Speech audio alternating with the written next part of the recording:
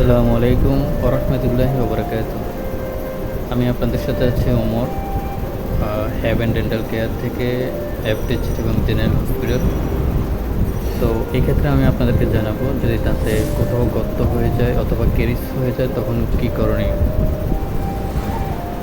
আসলে আমরা দীর্ঘদিন যাবৎ দাঁতের অযত্ন নেওয়ার কারণে আমাদের দাঁতে ফুড ইনফেকশন হয়ে সেখানে ব্যাকটেরিয়া গ্রোথ হয়ে ব্যাকটেরিয়া জন্ম নিয়ে ধীরে ধীরে আমাদের দাঁতগুলো নষ্ট করে ফেলে।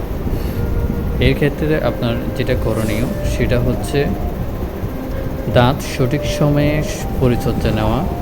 যেমন রাতে ঘুমানোর আগে খাবারের 30 মিনিট পর আপনার ব্রাশ করা, সকালে নাস্তার পর ব্রাশ করা, আর সময় মতো পারলে মিসওয়াক ব্যবহার করা। আর যখনই আপনার দাঁতে হালকা দাগ দেখা যাবে বা কেরিস দেখা যাবে, যেটাকে আমরা গ্রোথ কেরিস বলি, ওই সময় এসে ডাক্তারের পরামর্শ নেবেন, একটু নর্মাল ফিলিং করে নেবেন। যদি সম্ভব হয় তাহলে পার্মানেন্ট ফিলিং করে নেবেন।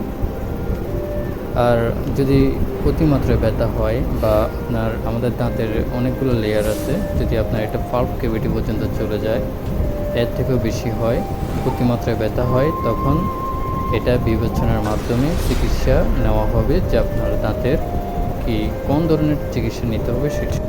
আমাদের এখানে অধিকাংশ পেশেন্ট যেটা করে সেটা হচ্ছে প্রাথমিক ওষুধ হলে তারা ফার্মেসি থেকে ওষুধ নিয়ে নেয়।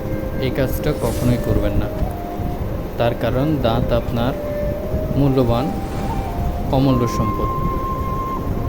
দাঁতের যত্ন নেওয়া আপনার একান্ত প্রয়োজন। প্রাথমিক অবস্থায় ট্রিটমেন্ট করলে স্বল্প সময়ে সঠিক চিকিৎসা করা সম্ভব হয়।